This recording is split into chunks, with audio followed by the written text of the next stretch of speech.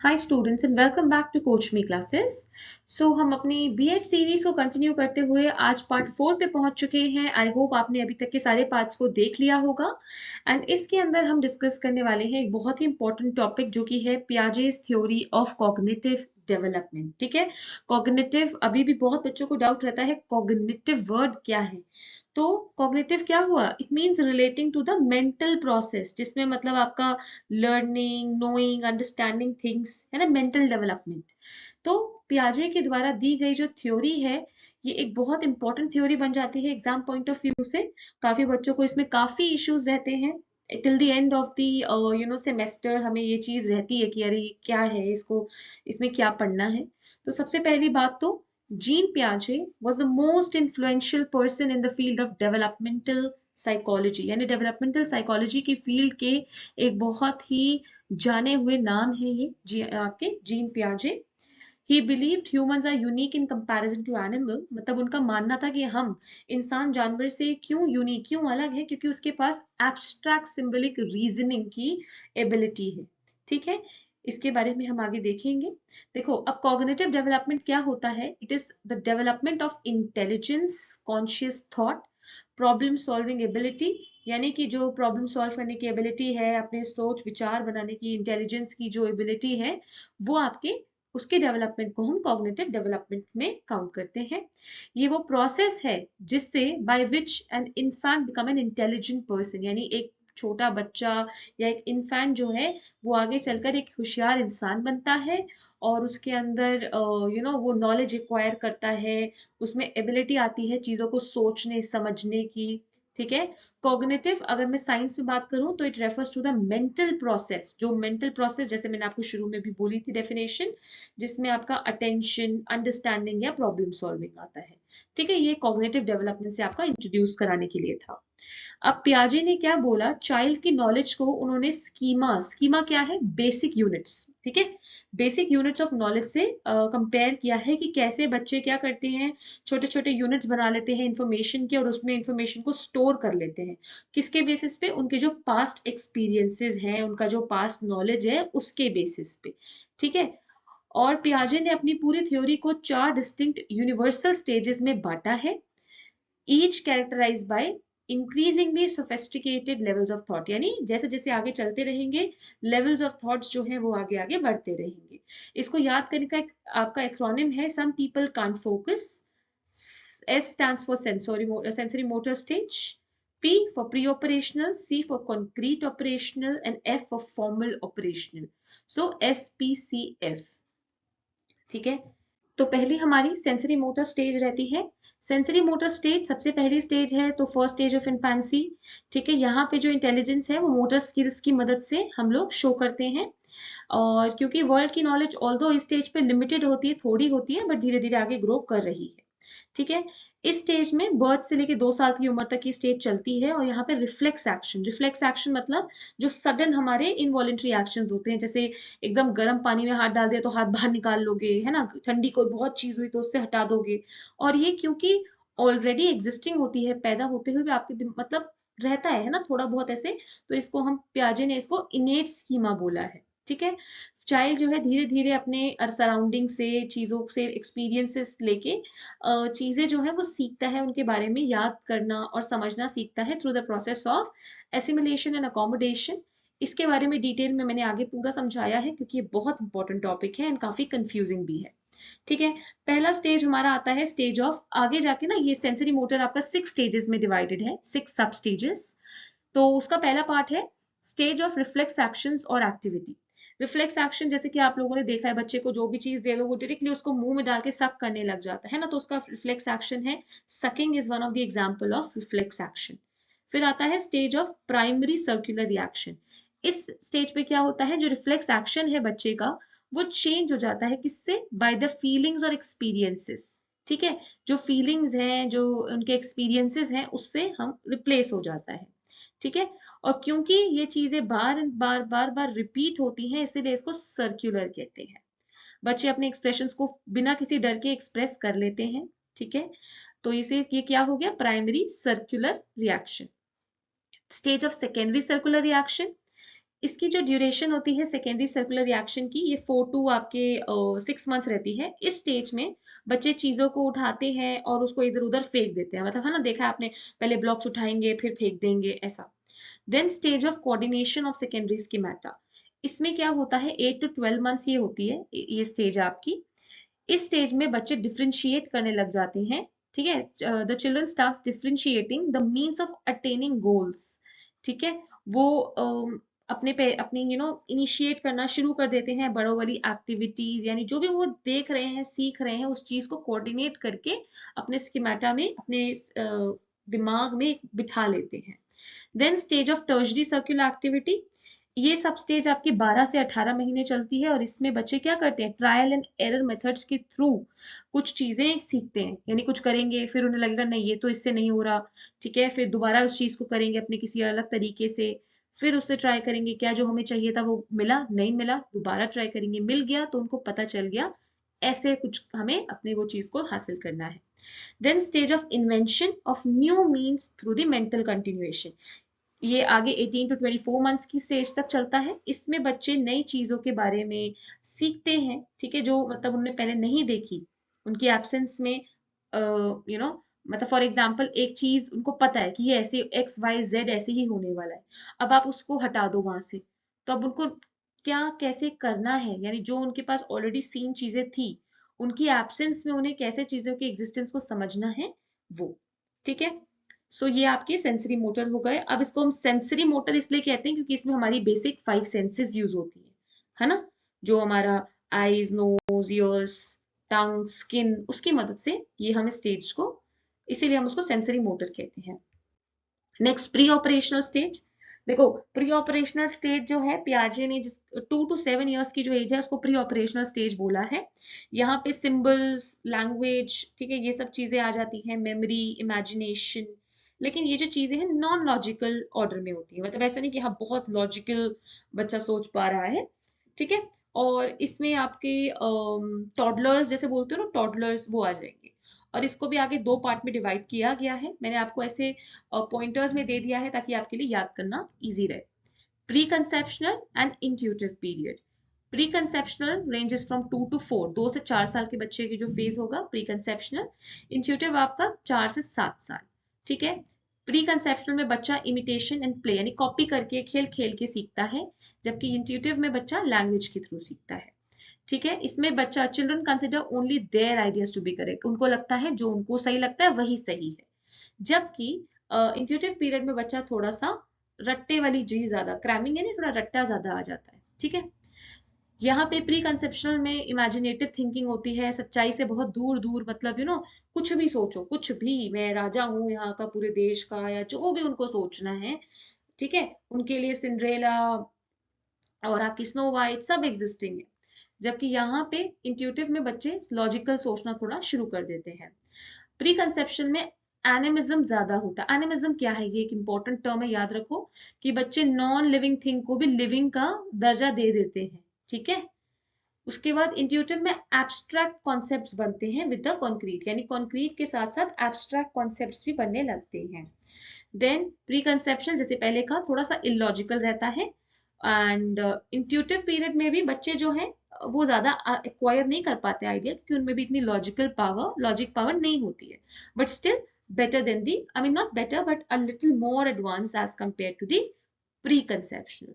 फिर pre conceptional में बच्चे अपने ही पॉइंट ऑफ व्यू से दुनिया को देखते हैं, इसीलिए इस स्टेज को ईगोसेंट्रिक नेचर कहा गया है, ठीक है, बच्चा अपने ही हिसाब से जो मैं कहूँ वो सही, वाली स्टेज। इंट्यूटिव में बच्चे इतने सेल्फ सेंटर्ड नहीं होते हैं। प्री-कंसेप्शनल चाइल्ड और identify object by the name in early part of this stage, है ना। फॉर एग्जांपल जैसे उनको बता दिया कि दाढ़ी मूछ वाले ये हैं आपके पापा हैं, तो जितने भी उनको मेल दिखेंगे वो उनको पापा ही टर्म करेंगे। जबकि इंट्यूटिव पीरियड में बच्चा सिंबल और भी बहुत सारी फोकस करना चीजें सीख जाता है, but again one aspect of the problem, यानी किसी भी दिक्कत किसी भी परेशानी का एक ही पहलू समझ पाते हैं, ये नहीं कि आपने एक ही चीज में ये भी बता दिया ऐसे भी ये भी नहीं, एक चीज का एक ही पहलू वो एक बारी में समझ और सॉल्व कर पाते हैं। नेक्स्ट हम आ जाते हैं concrete operational stage, 7 to 11 years की स्टेज हो गई। यहाँ पे ऑपरेशनल थिंकिंग शुरू हो जाती है और इकोसेंट्रिक जो आपकी ये this should be ego, EGO, यहाँ पे ईगोसेंट्रिक जो स्टेज है कि मैं ही सही, मैं ही बिल्कुल बहुत बढ़िया, ये वाली स्टेज थोड़ी आपकी डिमिनिश होना यानी कम होना शुरू हो जाती है। इंटेलिजेंस यहाँ पे लॉजिकल और सिस्टमैटिक सिंबल्स एंड ऑब्जेक्ट्स के थ्रू दिखती है। बच्चे काफी प्रैक्टिकल रियलिस्टिक हो जाते हैं। उनमें प्रॉब्लम सॉल्विंग कैपेसिटी आ जाती है। ठीक है, थिंकिंग है लेकिन बहुत ज्यादा सिस्टमैटिक नहीं है। ठीक है, जैसे कैपेसिटीज है जैसे कि कंजर्वेशन, न्यूमरेशन, रिलेशनशिप, ये सब जैसी चीजें डेवलप हो जाती हैं बच्चों में। अटेंशन स्पैन बढ़ जाता है। जैसे पहले वो क्या है, पहले बच्चे मुश्किल से 10-15 मिनट बिठाना भी बहुत मुश्किल होता है बच्चे को, है ना, लेकिन अब धीरे धीरे वो एक एक घंटा भी बैठ पाता है। Then they start studying maths capacity to arrange things, यानी वो अब मैथ्स जैसे सब्जेक्ट्स को भी पढ़ समझ पाते हैं। ठीक है, और ये चीज आप याद रखेंगे कि पियाजे ने जो बोला है, अकॉर्डिंग टू पियाजे, ये जो कैपेसिटीज डेवलप हो रही हैं, कौन सी कैपेसिटीज डेवलप हो रही हैं? Conservation, numeration, seriation, classification and relationships. ठीक है, ये थोड़ा सा इंपॉर्टेंट है। इसके बाद में आते हैं हम स्टेज ऑफ फॉर्मल ऑपरेशन। ये जो स्टेज है ये आपके लास्ट स्टेज होती है कॉग्निटिव डेवलपमेंट की। इंटेलिजेंस इसमें हम सिंबल्स की मदद से हम शो कर सकते हैं। ये 12 साल के बाद शुरू होती है और एडल्टहुड तक चलती है। ठीक है, इसमें बच्चे एब्स्ट्रैक्ट कॉन्सेप्ट समझ पाते हैं और कई हद तक इसमें आते आते ईगो सेंट्रिक, वो देखो ना, आपका टीनेज वाला फेज शुरू हो गया है तो ईगो तो आ जाएगी वापस। जो ईगो आपकी कंक्रीट ऑपरेशनल स्टेज में डिमिनिश हो गई थी, कम हो गई थी, वापस से थोड़ी ईगो डेवलप हो जाती है। बच्चे का ब्रेन मेच्योर हो जाता है, थिंकिंग अब आप लॉजिकल है, और एज के साथ एक्सपीरियंस सीख लेंगे, प्रॉब्लम सॉल्विंग कैपेसिटी बढ़ जाएगी, है ना, ज्यादा प्रॉब्लम सॉल्व कर पाएंगे, काफी ऑर्गेनाइज हो जाते हैं, अपनी अपनी अपने विचारधारा बना लेते हैं खुद की। ठीक है, और रियल लाइफ में भी मतलब रियल एक्सपीरियंसेस को लेकर अपने आगे सिचुएशन में इम्प्लाई कर सकती हैं। ठीक है, अब हम बात करेंगे अडेप्टेशन के बारे में। तो अडेप्टेशन क्या है? But before going to adaptation, I hope ये जो 4 स्टेजेस हमने पढ़ी हैं, sensory motor, pre operational, concrete operational and formal operation, ये आपको अच्छे से समझ में आई होंगी। ठीक है, देखो, बच्चों के अंदर ना एक टेंडेंसी होती है, इनबॉर्न टेंडेंसी लेके वो पैदा होते हैं कि वो एनवायरनमेंट में एडजस्ट कर सकते हैं, है ना। जैसे सपोज करो एक बच्चा है आपका, वो थोड़े से गरीब एनवायरनमेंट में पैदा हुआ है। ठीक है, और उसी दिन सेम जगह एक बच्चा पैदा हुआ है, वो आपका एक रिच एनवायरनमेंट में पैदा हुआ है। तो ऐसा तो नहीं है जो गरीब एनवायरनमेंट में पैदा हुआ है वो कहेगा नहीं मुझे रिच के घर छोड़कर आओ, अमीर के घर छोड़कर आओ, नहीं, वो उसी हिसाब से एडजस्ट कर लेगा। जो एक रिच घर में पैदा हुआ होगा, बट फॉर एग्जाम्पल वहां पेरेंट्स बिल्कुल ध्यान नहीं देते, वो फिर भी उस एनवायरनमेंट में एडजस्ट कर लेगा। तो ये तो हमारी इनबॉर्न टेंडेंसी है कि हम अपने एनवायरनमेंट के हिसाब से खुद को एडजस्ट कर लेते हैं, और इसी चीज को हम कहते हैं अडेप्टेशन। ठीक है, जब बच्चा फेस करता है कोई भी स्टिमुलेटिंग सिचुएशन, तो then his different mental activities don't work separately, यानी उनकी जो मेंटल एक्टिविटीज है वो अलग अलग तरह से नहीं, बल्कि एक साथ साइमल्टेनियसली एक्ट करके उनको कुछ मतलब आगे चल के कुछ एक्शन लेना या कुछ उसके प्रति रिस्पॉन्स देने में हेल्प करती है। पियाजे के हिसाब से अडेप्टेशन के 2 भाग हैं, एसिमिलेशन, अकोमोडेशन। एसिमिलेशन और अकोमोडेशन ऐसे टॉपिक्स हैं जिसमें बहुत ज्यादा कंफ्यूजन होती है, और इसके एग्जाम्पल कैसे लिखना है, क्या लिखना है, थोड़ा सा कंफ्यूजिंग है। ठीक है, 2 ही पार्ट्स है अडेप्टेशन के, अभी जैसे हम डिस्कस कर रहे हैं। तो एसिमिलेशन में क्या है, child takes the help of earlier learn strategy, यानी जो उसके दिमाग में पहले से स्ट्रैटेजीज, मेंटल प्रोसेस है, उसकी वो मदद लेता है। ठीक है, और उसकी मदद से अपने एक्सपीरियंसेस और अपने थॉट्स की मदद से अपना कॉन्सेप्ट फॉर्म करता है। ठीक है, कैसे, देखो, it is a process of taking one's environment and new information and fitting it into pre existing schema, यानी जो आपकी पहले की एग्जिस्टिंग एनवायरनमेंट से आपने इंफॉर्मेशन लेके अपने किसी स्कीमा में स्टोर की है ना, उसी में और इंफॉर्मेशन ऐड करना। ठीक है, जब आप अनफेमिलियर सिचुएशन से या इंफॉर्मेशन से सामना आपका होता है, तो आप अपनी पहले की लर्न इंफॉर्मेशन को रेफर करते हो और फिर उसे एक अपना इंफॉर्मेशन में ऐड कर लेते हो। ठीक है, अब देखो एसिमिलेशन का मतलब क्या है, अगर मैं आपको एक बहुत ही सिंपल टर्म्स में बताऊं, ये एग्जांपल आपको हर जगह मिल जाएगा, इंटरनेट पे भी मिल जाएगा, आई एम नॉट सेइंग इसमें कुछ भी नया है, बट समझने के लिए देखो, जैसे आप, एक बच्चा होता है, उसने देखा उसके घर में डॉग है। ठीक है, तो पहली बात उसको शुरू में नहीं पता था ये क्या है, तो उसने देखा 4 पैर पे चल रहा है, व्हाइट कलर का है, तो उसकी मम्मी ने बोला इसको बोलते हैं डॉग। ठीक है, अब थोड़े दिन के बाद वही बच्चा बाहर घूमने जाता है, तो उसको एक वाइट कलर की 4 पैर पे चलने वाली काऊ दिखती है। अब उसने उस काऊ को क्या बोला देखते ही, कि ये डॉग है। तो ये क्या कहलाएगा? This is assimilation. कि उसने अपने जो प्री एग्जिस्टिंग स्कीमा, जो उसके दिमाग में एक चीज, एक थॉट फिट था कि 4 पैर पे चलने वाला व्हाइट क्रिएचर डॉग कहलाता है, वो उसने यूज किया। तो एसिमिलेशन क्या है? अपनी प्री एग्जिस्टिंग नॉलेज को यूज करना या उसमें कुछ थोड़ा सा ऐड कर लेना। ठीक है। नेक्स्ट अकोमोडेशन आ रहा है। अकोमोडेशन क्या है? जो चीजें हमारी प्री लर्न स्ट्रैटेजीज से काम नहीं बन रहा, जिनसे, है ना। यानी पियाजे ने कहा है कि चाइल्ड जब दो प्रोसेसेस के, दो चीजों के बीच में एक बैलेंस क्रिएट करने की कोशिश कर रहा है, एंड ये कब होता है? जब एक बिल्कुल ही नई तरह की प्रॉब्लम या नई तरह की बात सामने आती है। अब जैसे देखो, हमारे पिछले वाले एग्जाम्पल को कंटिन्यू रखती हूँ। अगर बच्चे ने जो काउ थी उसको देख के भी डॉग बोल दिया, ये प्रोसेस हो गया एसिमिलेशन। लेकिन अभी उसको उसकी मदर ने बोला नहीं, ये आपका डॉग नहीं है, ये एक काऊ है।